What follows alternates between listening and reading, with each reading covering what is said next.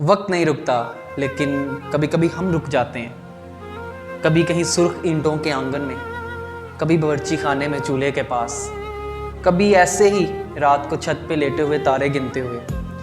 कभी हमें पता ही नहीं लगता कि वक्त किस तरह हमें कैद कर लेता है। कभी किसी चाय की प्याली का जायका नहीं भूलता, किसी का हंसना, किसी का मुस्कुराना, किसी का कहका लगाना, किसी के आंसू, किसी का बोलना, किसी की महक, किसी की खुशबू कभी नहीं भूलती।